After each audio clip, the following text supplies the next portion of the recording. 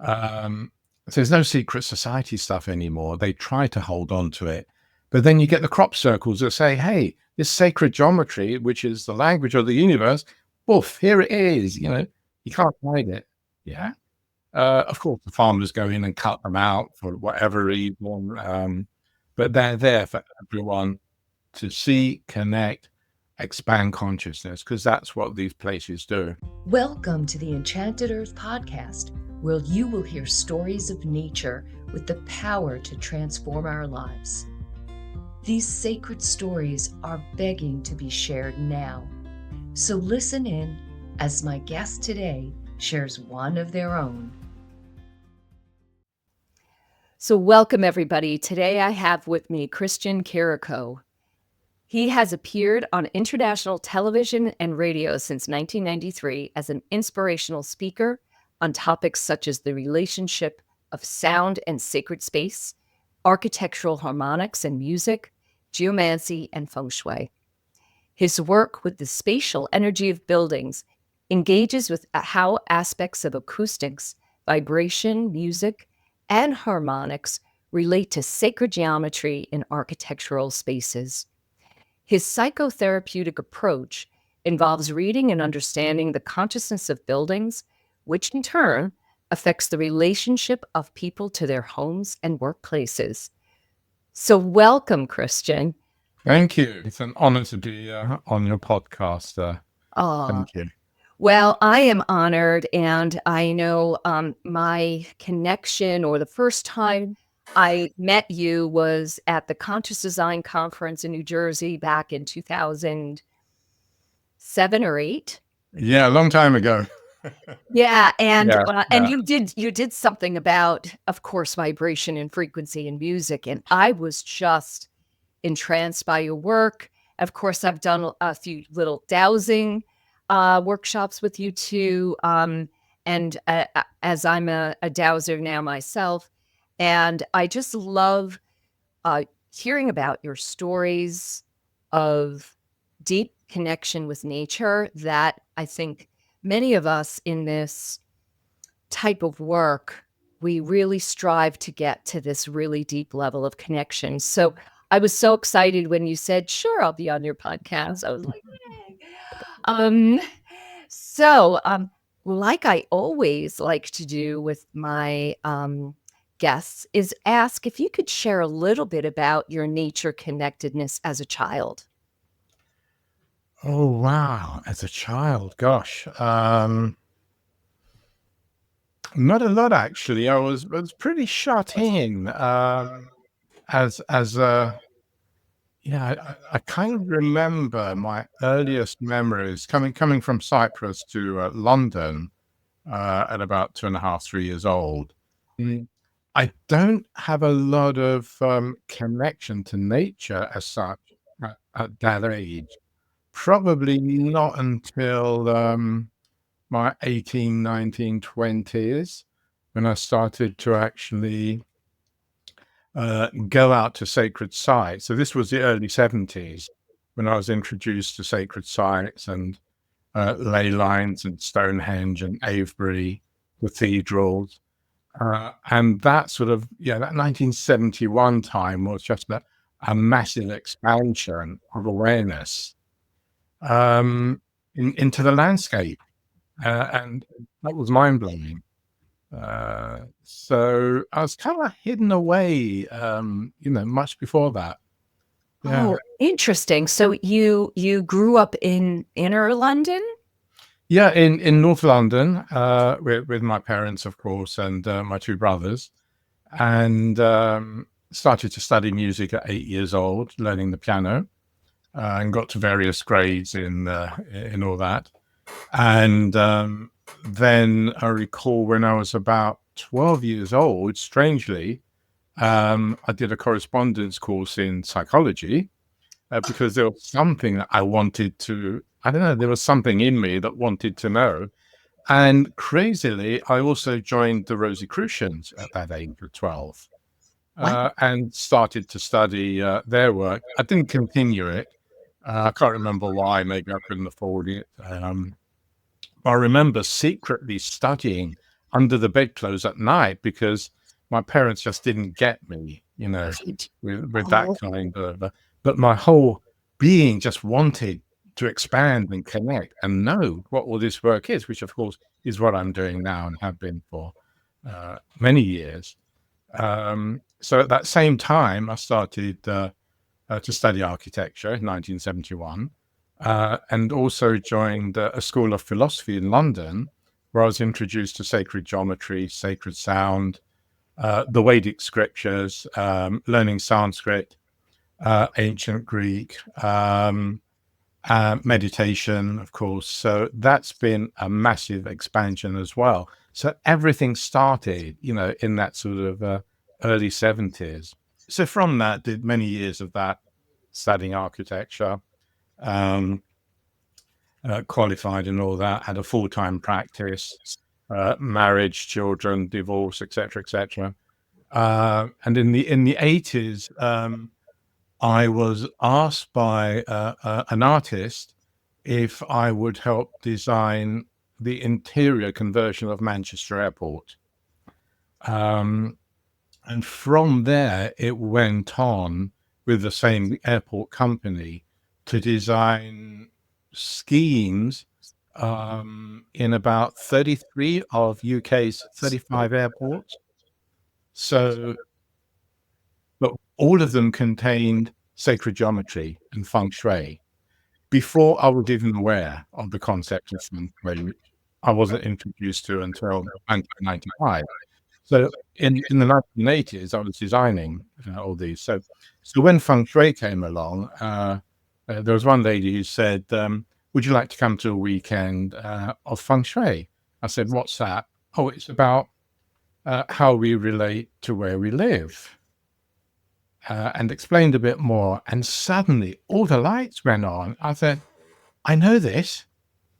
This is so familiar. And I've been working with buildings, obviously, since, the mid-60s. I'm probably giving away my age now, but I've been around a while. And went to this weekend. And we joke about people that do a weekend in, studying something and then they call themselves masters. But I did this one weekend, and for me, I knew it. It just connected me to everything I knew, made sense of all the sacred geometry I've been putting into buildings, all the sacred geometry design. They're all there. The energy flows, the sacred geometry, the octagons and so on, hexagrams. So for me, it was a very natural transition to just start working with people and where they lived. And then remembering back all the restaurants, particularly I designed, measuring them, with a tape measure, and then you write down the measurement, and then you come back and you put it all on tracing paper, say before computer drawing, and remembered that I was soaking up the emotion of those walls. Every wall I measured and every building I worked in, I was soaking up and feeling it. And so I was really into sensing the emotion of buildings from a very early age, from the mid-60s, really. So for me, understanding and feeling buildings was a very natural thing. And so when I then came, learning Feng Shui in 1995, when I started being introduced to it, I then started to understand the other side of it and the psychology, our psychology and our relationship to it, which goes way beyond what most people perceive as Feng Shui. It's not about moving furniture, and that is part of it, but it's more about understanding our relationship to where we are and how it affects us. And understanding the energetic patterns that we mirror outwards from our own inner beliefs. Because we all run patterns, whether they're ours, our parents, our ancestors, and we run them, and they often then end up running us because they're constantly reflecting back from the walls. Yeah, that's kind of a potted history. But what I found when I started to do consultations, which was very, very early on after I was introduced to it in 95, I realized that a lot of the consultations I was doing just weren't getting long-lasting results, because I realized that it's really the deep energetic patterns that needed dealing with. And that to me is what I'm doing now at a deeper and deeper level, and that's what I teach in my 1 year House Whispering Training Academy. I run a short course as well, Light Whispers one, an 8-week intensive. But I'd like to be able to impart to people how they can tune in and read people. So it really is about the psychology of space, or the psychotherapy of space. Right. Yeah. So anyway, I'm talking a lot. Well, you're my guest, so I am asking you to talk a lot. So it's fascinating, absolutely, when we're engaging with inside of a building and picking up all these messages and really connecting on a deep level with those spaces. So I'd like to now kind of walk outside and transition to the landscape, transition to the nature beings out there. And you mentioned that when you were, I guess, 18, 19, whatever, when you started getting interested in visiting some sacred sites and ley lines and dowsing. First, if you could I'd like to hear just briefly, like, what was the impetus for visiting those sacred sites? Like, what happened that made you want to learn about earth energies and ley lines? I think there was just a fascination when I was introduced to the concept of ley lines, and how buildings, especially temples and cathedrals, were located on these lines and the crossings of lines. And I visited, well, a lot of cathedrals in the early 70s. And of course, going into those cathedrals and the sacred sites in Greece and around Europe really just woke me up to there's a connection, there's a reason for these places. And of course, as I understand them now, they're all about the raising of consciousness. And that's the bottom line. That's all it's about. It's about raising consciousness or staying asleep. And so that led me into correlating and understanding sacred geometry, which of course is the language of the universe. It's a common cosmological language. And in fact, having learned Sanskrit, which I still use and teach in my training academy, apparently I read recently that it is actually the closest thing to how AI works is the Sanskrit language. So, people may want to sort of research that a bit more. But that fascinated me because, yes. I just wanted to interject really briefly. I was on a webinar yesterday by an architect who's based, I think he's in DC now, Washington, DC. He's in the middle of finishing up some research on sacred spaces, Catholic cathedrals and churches, actually. And he was saying that, they were doing the neuroscience of our brain waves and how our brain, like the prefrontal lobe, calms down when we're in these beautiful sacred spaces, which I know we'd agree that, yes, we knew that, but this is physical, like, evidence.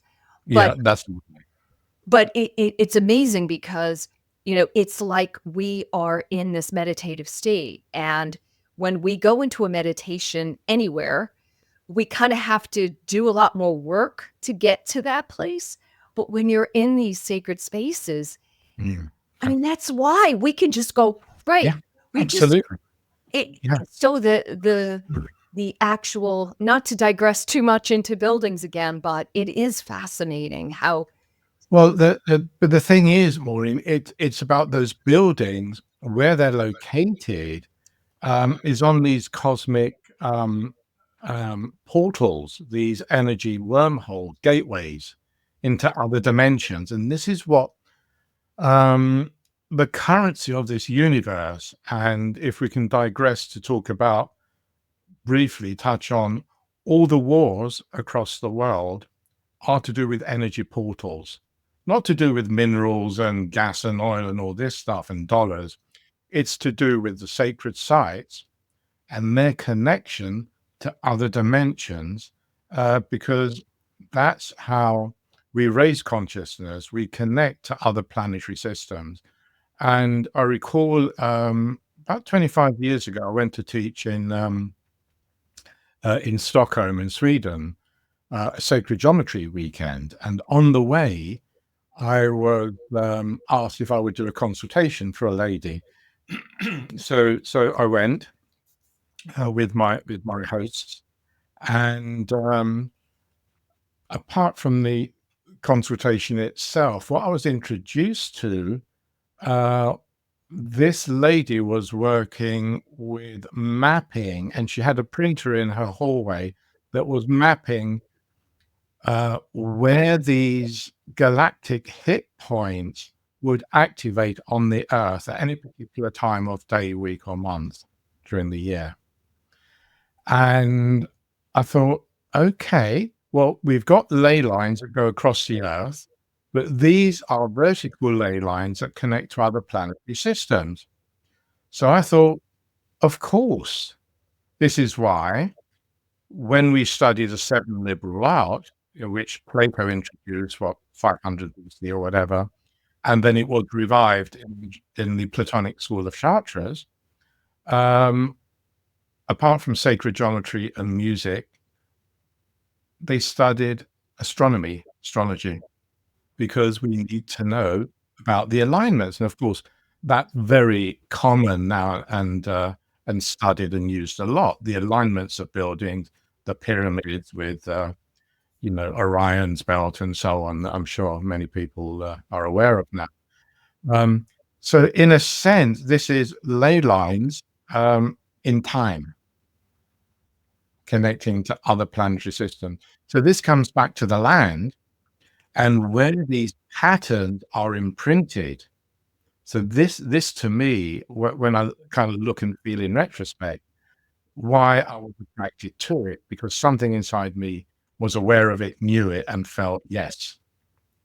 So, okay, there are buildings there are tables, there are stone circles, but it's land. And then on each of those sites of the land, we've got the guardians of the place, the spirit of place. And I was so aware, even just walking out into the local woods, and I've got Richmond Park just a few minutes away from me here. I My whole body is constantly reading the energies, the elementals, the sort of the energy portals, if you like, and I can sense there's a sacred space and where's the space not to go, and that whole concept of honoring and respecting and asking permission before going into a sacred grove. I mean, okay, we can say everything is sacred, of course, but some areas just need to be respected deeper, because you're going into somebody else's domain.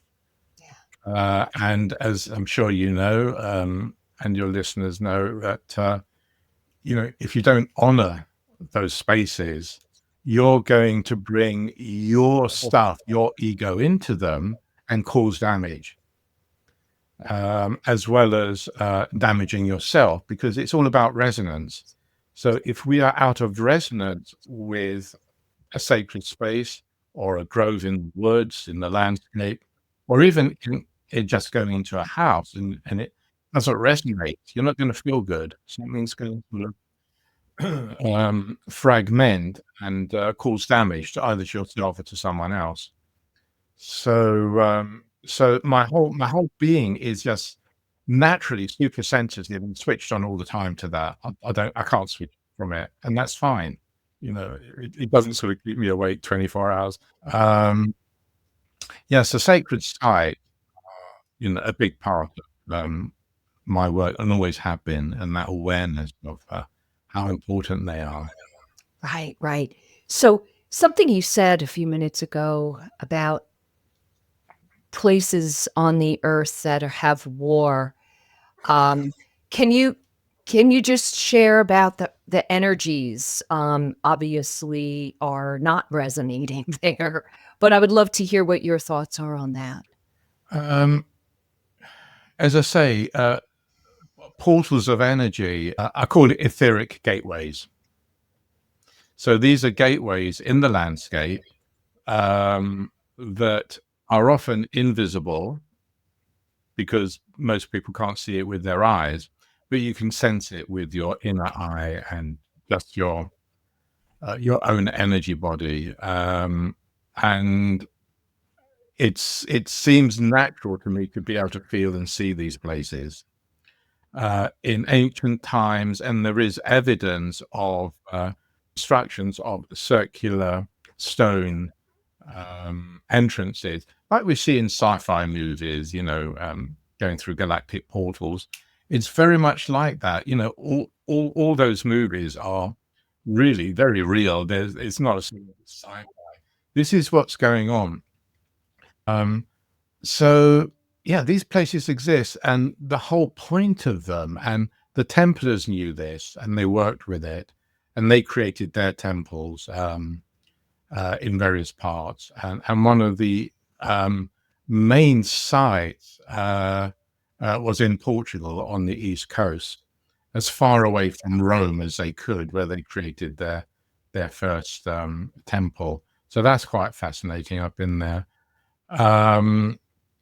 But these locations are about where we can be as humans, and how we can transform our consciousness to a much higher level. In fact, the crazy part of this is that all people are fully realized, but they just don't realize it. And the work is realizing that and shedding the stuff that blocks us. And so all the rituals that all esoteric societies worked with was in actually killing the ego. So the death of the ego. And there are lots of practices that the Templars did and other secret societies, although all these secrets are coming out now big time, in our current sort of last 50 years, especially the last 25 years. So there's no secret society stuff anymore. They try to hold on to it. But then you get the crop circles that say, hey, this sacred geometry, which is the language of the universe, poof, here it is. You can't hide it. Yeah. Of course, the farmers go in and cut them out for whatever reason. But they're there for everyone to see, connect, expand consciousness, because that's what these places do. But I'm curious, Christian, have you ever walked in a crop circle? Oh, yes. Tell us, how is that? I want to hear.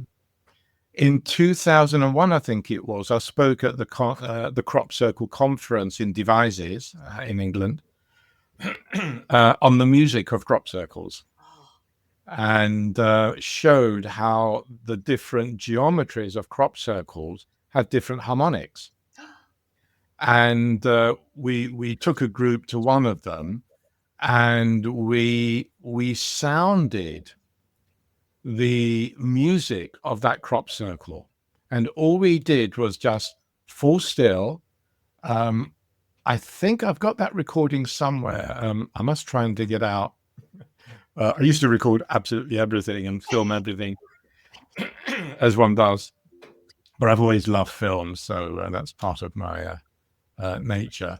And we just fell still and just allowed whatever sound came through us, because we're just the instrument, the musical instrument, and some beautiful ethereal sounds were coming out of the group. And we did that for about 5 or 10 minutes. And then there was an absolute nothing stillness, so still, everything just went to 0 point. And the most extraordinary thing that happened, we all heard a replay of that sound.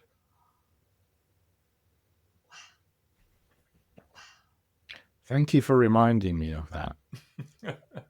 It was extraordinary. And these crop circles are imprinted from whatever intelligent consciousness, and it nourishes the land. It connects the energetic lines of the earth. And the whole point is, you resonate a sacred site through our consciousness. It's built on the crossing of ley lines, as we all know, I'm sure. We activate it with, or we enhance it with the sacred building, with sacred geometry, which again is another plug into the universal cosmic code. Right. Or like a standing stone, or right. Yeah, absolutely. A circle of stones. Yeah. Yeah. Whatever the building is. And then we do ceremony, we chant, we pray, whatever the religion is, it doesn't matter. It's a conscious connection that matters. And that resonates, that building or sacred site, like a musical instrument. And that resonates across the ley lines to other buildings, so they all resonate. So if everybody is doing that at the same time, then the whole earth grid is resonating.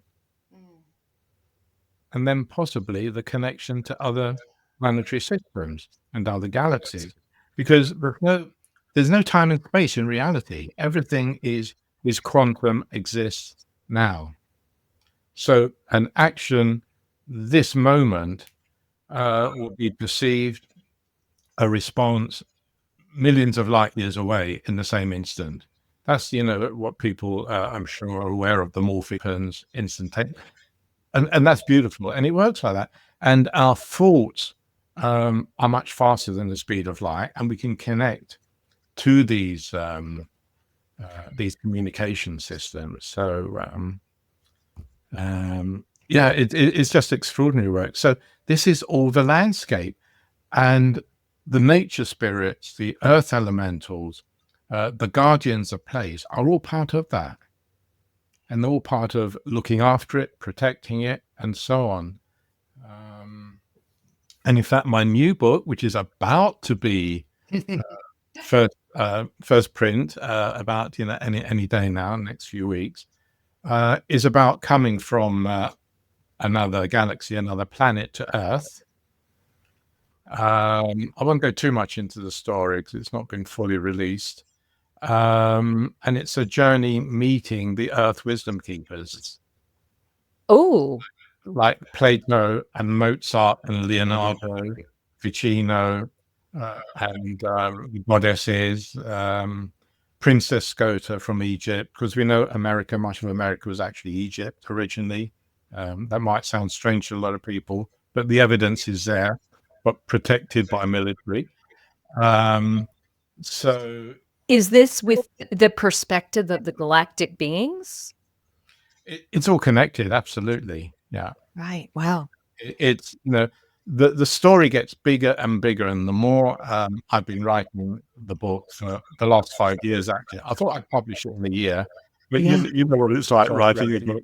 My first book took 5 years. I thought this one, I've got the story. I knocked it out in a year, and then it took on its own dimension, and did its due, as books do, and.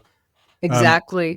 The extraordinary thing there, talking about music, Maureen, was in 1993. I'd been to Egypt, to Karnak, to the temples, and that really woke something up. And when I came back, what music tracks were being composed through me. So this is Chloe, who always joins the rooms. Chloe? Want to say hello? Can you say hello? Hey, oh, what a sweetie. So these music tracks were coming through, and I thought, okay, well, these are interesting. And you can't sort of rationalize music because it's not about head stuff; it's the emotion of music. And so there were about half a dozen tracks that came through. You can listen to the entire 22-track album, which is tuned to 432 hertz. I'm sure people will recognize that number. And on my website under music, you can listen to it and get the connection and listen to them all for free on YouTube or Spotify if you're on that. But the extraordinary thing with that, and talking about the galactic connection, was after I started the Feng Shui connection in 1995, I went to a geomancy weekend in Sussex. He was a very good friend, healer friend. And I was just playing some of these tracks on the piano. And one of the ladies said, "What are you playing?" And I just sort of joked something I composed a bit earlier, sort of thing.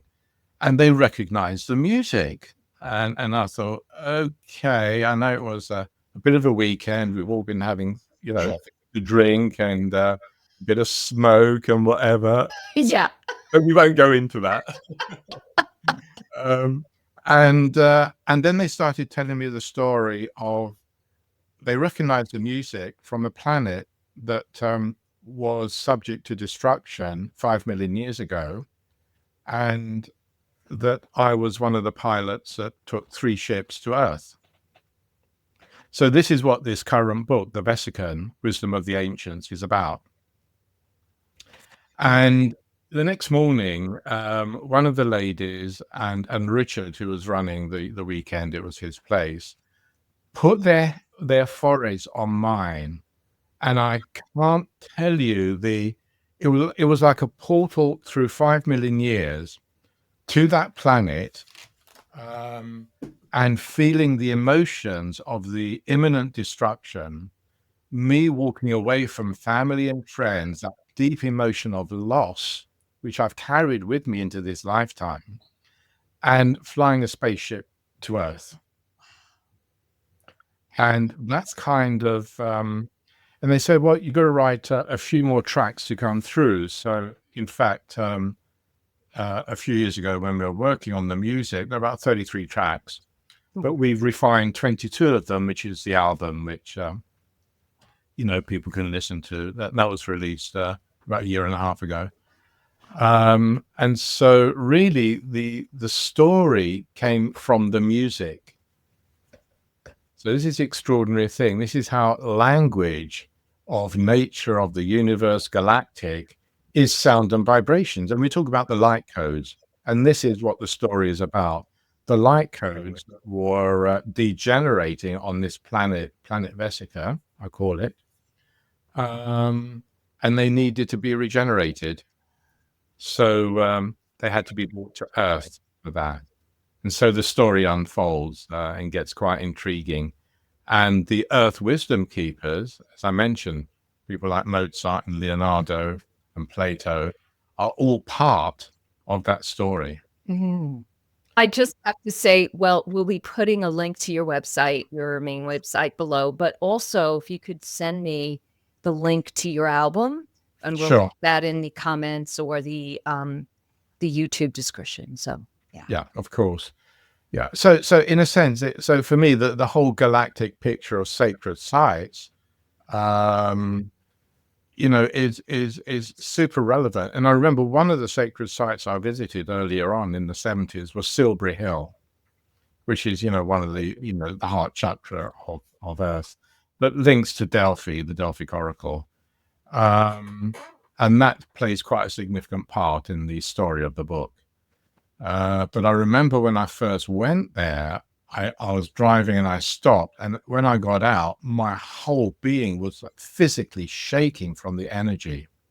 The deep memory it brought up was really quite extraordinary.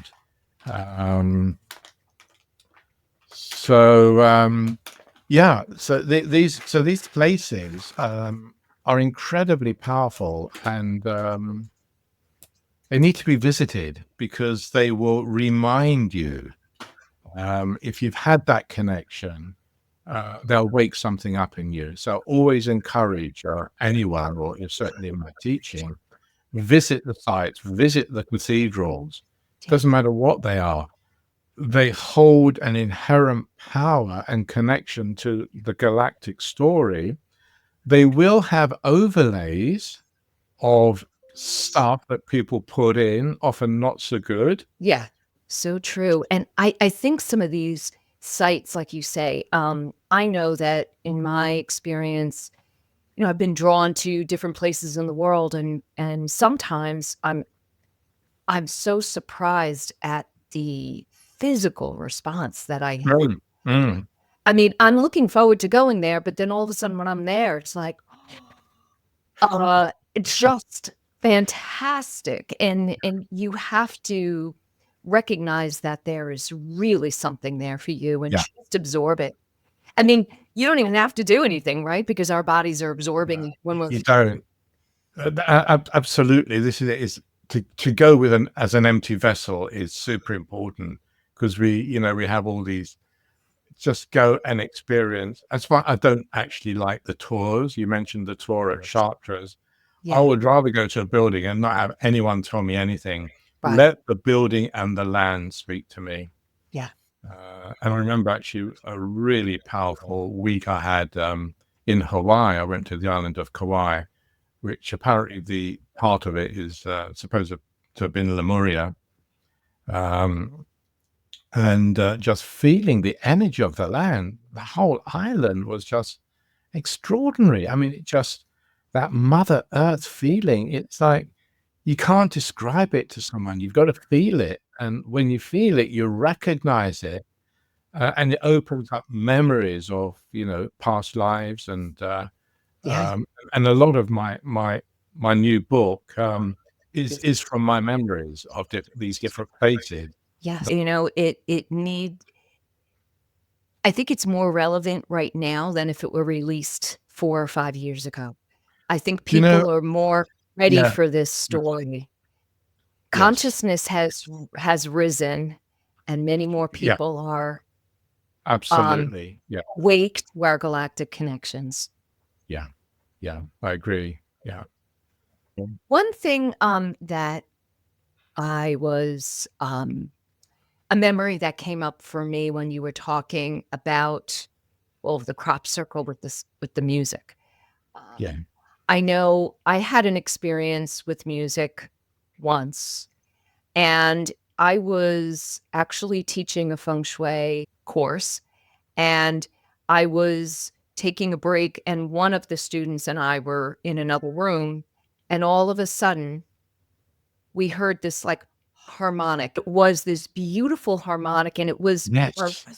like, "Whoa." I mean, it was literally a few seconds, if that. And we were like, "Did you hear that?" And we didn't know where it came from, but it was like a celestial Yes. Celestial. harmonic. Yeah. It's the angels singing. Yeah. And it's said that most people will hear it once, at least in their lifetime. And you've reminded me, I think when I was about 19, I was staying in a house in Essex, my in-laws at the time, and was meditating and heard exactly that out in the fields, this most beautiful celestial angelic harmony. And it was like, wow, it's there. Is it out there? Is it in here? It's the same thing. But it is the music of the universe. And it's sounding all the time, but we're just not connect. We've got too much stuff in the way.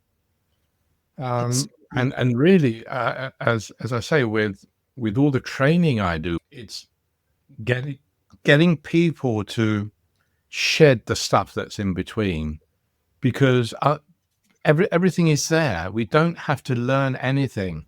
If we can go into a space, whether it's a sacred site, a landscape, or working in somebody's home, if I can get someone to a point where you go into that house, you fall still, and you ask, you'll be connected to the Akashic field, the galactic library of knowledge, and whatever you need to know will be given to you. So we don't have to learn for years and years and years and years everything. Yes. You just need to learn to be still and connect in the present moment, and you'll be shown whatever you need right then. And that's always worked for me. And that's what I'm proud to sort of help other people connect with. You know, that gift of that connection is magical. Yes. It's just all about creating that stillness so that everything can be revealed that we need. And sacred sites can help that big time, because as you said earlier, all we've got to do is be there, and because the work, the code, in fact, all those sacred buildings, at Chartres especially, the light codes, which is light and sound, which is the same thing, it's all vibration. Those light codes are embedded in the stone. They're embedded in the invisible etheric matrix of the space. So we've got two aspects in a building or even a house. You've got the water element in every building material, because every building material has a percentage of water. Water holds memory. We program it through our emotions. We go into a house or a sacred site. Our consciousness activates those water crystals, and that memory plays back. It's like pressing, video replay. Yeah. And it's the same thing with spirits and ghosts. We can go into a house, and the person who has the resonance to that story of the ghost will activate and see it and work with it, and someone else will be totally oblivious to it. Right. So if it's your story, your consciousness will activate it, and then the story unfolds. I mean, it's beautiful the way it works. So, yeah. Wow, Christian, this has been so delightful to talk to you and to hear your stories. Is there anything you'd like to close with, if you'd like to people to know? I would say get out into the landscape, especially to sacred sites, as much as you can.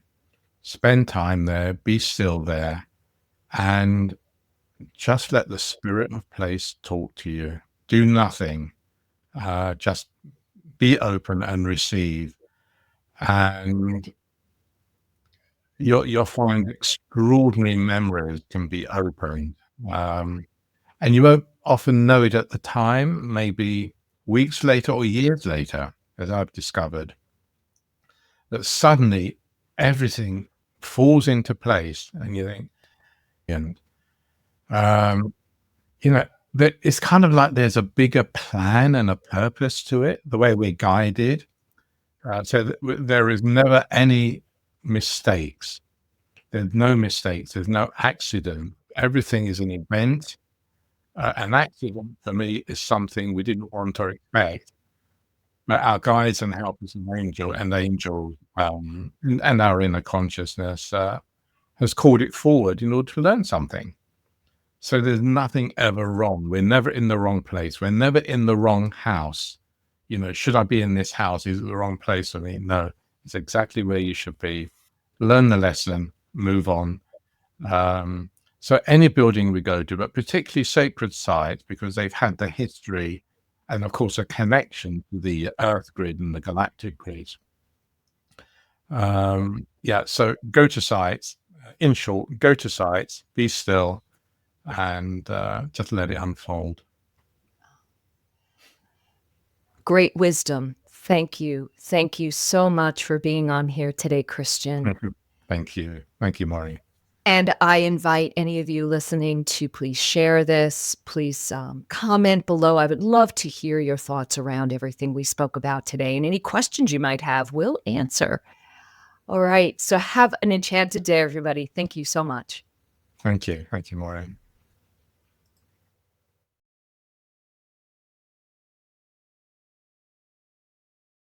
Thank you for being a part of the Enchanted Earth podcast.